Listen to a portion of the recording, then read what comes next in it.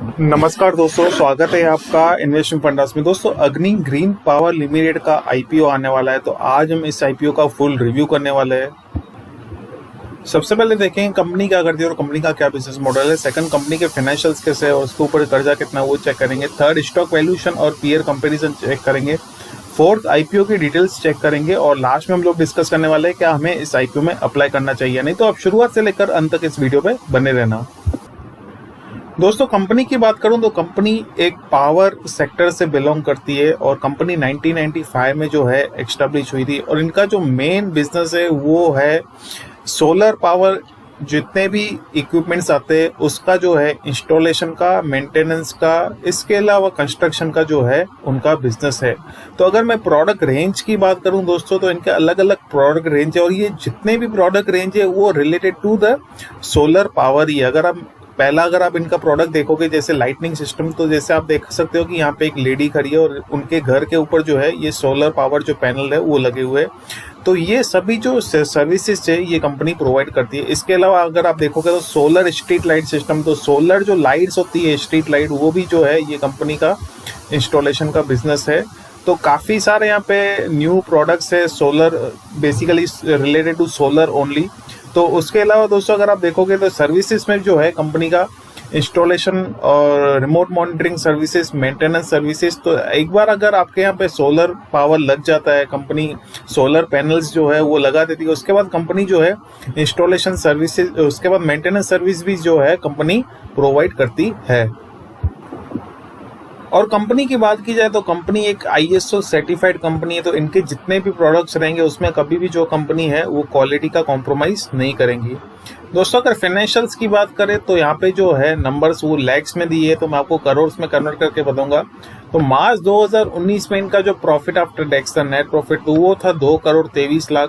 लेकिन जनवरी 2022 आते आते इनका जो प्रॉफिट हो गया है वो सिर्फ 7 लाख रुपए हो गया है। तो यहाँ पे अगर आप फाइनेंशियल देखोगे तो फाइनेंशियल इतने स्ट्रांग नजर नहीं आ रहे। इनका रेवेन्यू भी अगर आप देखोगे तो 31 करोड़ का रेवेन्यू था 2019 में, लेकिन भाई जनवरी 2022 आते आते इनका 31 करोड़ से डाउन होके सिर्फ 7 करोड़ का रेवेन्यू हो गया। तो यहाँ पे जो फाइनेंशियल्स है वो मुझे यहाँ पे इतने पॉजिटिव नजर नहीं आ रहे हैं। और दोस्तों, अगर कर्जे की बात की जाए तो कंपनी के ऊपर एक शॉर्ट टर्म बोरोइंग्स आप यहाँ पे देख सकते हो, लॉन्ग टर्म बोरोइंग्स। तो टोटल जो इनका कर्जा है वो अराउंड 10 करोड़ के आसपास का है और यहाँ पे जो शेयर कैपिटल है वो अराउंड 26 करोड़ के आसपास का है। तो कर्जा अपने शेयर कैपिटल से बिल्कुल कम है दोस्तों। तो यहाँ पे कंपनी अपना जो कर्जा है वो मेंटेन यहाँ पे जो है मैनेज कर सकती है। तो यहाँ पे कोई कंसर्न वाला फैक्टर नजर नहीं आ रहा है। दोस्तों, अगर पीयर कंपैरिजन की बात करें तो 5 कंपनी यहाँ पे जो है वो सेम जो है बिजनेस लाइन में है, जैसे कि सुराना सोलर है, फिर वेबसोल एनर्जी सिस्टम, ऊर्जा ग्लोबल, ये नाम तो आप सब लोगों ने सुना ही होगा, सोलेक्स एनर्जी, और लास्ट जो है ये कंपनी जो है अग्नि ग्रीन पावर।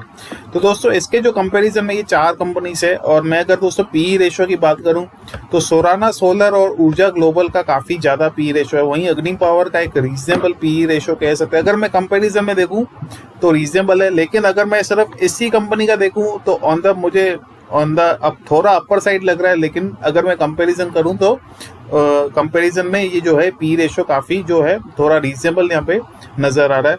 और दोस्तों, ये एनएवी पर इक्विटी शेयर काइंड ऑफ आप कह सकते हो, बुक वैल्यू पर इक्विटी शेयर जो है जो सबसे ज्यादा है वो अग्नि ग्रीन पावर का ही है। और इनका जो आईपीओ का जो प्राइस है दोस्तों, अगर मैं आईपीओ के प्राइस की बात करूं तो यहाँ पे 10 रुपए पे जो है ये कंपनी जो है अपना शेयर ला रही है और उनका जो 36 रुपए का जो है वो बुक वैल्यू चल रहा है दोस्तों अभी।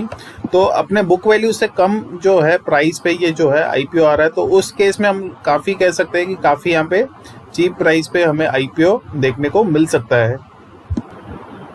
ऑब्जेक्ट्स ऑफ द इशू की बात करें तो पहला जो ऑब्जेक्ट है to meet working capital requirement, second to meet issue expenses, third जो है जनरल कॉर्पोरेट पर्पस। तो ये जो 3 है वो कंपनी के ऑब्जेक्ट्स है। आईपीओ की डिटेल्स की बात करें दोस्तों, ये 20 जुलाई 2022 को ये आईपीओ आने वाला है और सिर्फ आपको 2 दिन ही मिलेंगे इस आईपीओ में अप्लाई करने के लिए। मतलब 22 जुलाई जो है थर्ड डे पे ये आईपीओ क्लोज हो जाएगा। फेस वैल्यू 10 रुपए इक्विटी शेयर, जैसे कि मैंने आपको बताया कि आईपीओ का जो प्राइस आने वाला है वो भी 10 रुपए रखा गया है। और मिनिमम जो लॉट साइज रहेगी वो दोस्तों 10,000 शेयर्स की रहेगी। इश्यू साइज बहुत ही छोटा सा इशू है, तो 5.25 करोड़ का इशू साइज है और पूरा का पूरा फ्रेश इशू है। लिस्टिंग रहेगा दोस्तों ये NSE SME में, और रिटेल कैटेगरी में 50% ऑफ द शेयर्स और HNI कैटेगरी में 50% ऑफ द शेयर्स अलोकेट किए जाएंगे। और कंपनी के प्रमोटर्स की बात करूं तो यहाँ पे 4-5 कंपनी के प्रमोटर्स है और सबके यहाँ पे जो नाम है वहाँ पे मेंशन किए हुए हैं। और दोस्तों अगर मैं यहाँ पे अलॉटमेंट की बात करूं तो 27 जुलाई 2022 को ये जो है आपको अलॉट हो जाएंगे शेयर्स, अगर आप अप्लाई कर रहे हो। तो अगर आपको अलॉट नहीं होंगे तो 28 जुलाई तक आपको रिफंड आ जाएगा, आपके डीमेट अकाउंट्स में शेयर्स जो है क्रेडिट हो जाएंगे 29 जुलाई को। और लिस्टिंग जो डेट रहेगा वो 1 अगस्त 2022 को रहेगा। जैसे कि आपको मैंने बताया कि मिनिमम जो लॉट साइज रहेगी 10,000 शेयर्स की रहेगी और मैक्सिमम 20,000 शेयर्स की रहेगी। तो मिनिमम आपको 1 लाख रुपए चाहिए होंगे एक लॉट के लिए अप्लाई करने के लिए। 2 लॉट के लिए अप्लाई करें तो मिनिमम आपको 2 लाख रुपए चाहिए होंगे। और दोस्तों अगर मैं इश्यू होल्डिंग की बात करूं तो यहाँ पे पहले जो होल्डिंग थी प्रमोटर्स की 76.26% की थी, लेकिन बाद में जो होल्डिंग हो जाएगी वो 55.76% की हो जाएगी। तो दोस्तों अगर मैं अप्लाई करने की बात करूं कि इसमें शेयर एक अप्लाई करना है कि नहीं करना है आईपीओ में, तो दोस्तों मुझे एक नेगेटिव कंसर्न सिर्फ ये यहाँ पे नजर आ रहा है कि इनके जो फाइनेंशियल्स है वो दोस्तों मुझे इतने स्ट्रांग नहीं नजर आ रहे। और जिस कंपनी के जो फाइनेंशियल स्ट्रांग नहीं होते दोस्तों, वो कंपनी जो है वो मैं उसमें जो है इतना कंफर्ट नहीं ले सकता हूँ, और उसमें जो है मैं वैसी कंपनीज को अवॉइड ही करता हूँ। तो मेरा सजेशन भी यही रहेगा, आप इस आईपीओ को जो है अवॉइड कर सकते हो और दूसरे अच्छे आईपीओ में जो है आप अपना पैसा डाल सकते हैं। मेरा ये सीधा सजेशन रहेगा। बाकी दोस्तों आप अपना खुद का रिसर्च कर लेना, एनालिसिस कर लेना, उसके बाद ही आप जो है अपना डिसीजन लेना कि आपको इस आईपीओ में अप्लाई करना है या नहीं। आशा करता हूं दोस्तों कि ये वीडियो आपको पसंद आया होगा। अगर वीडियो पसंद आया तो इस वीडियो को लाइक करना, और अभी तक अपने चैनल को सब्सक्राइब नहीं किया है तो सब्सक्राइब जरूर करना। धन्यवाद।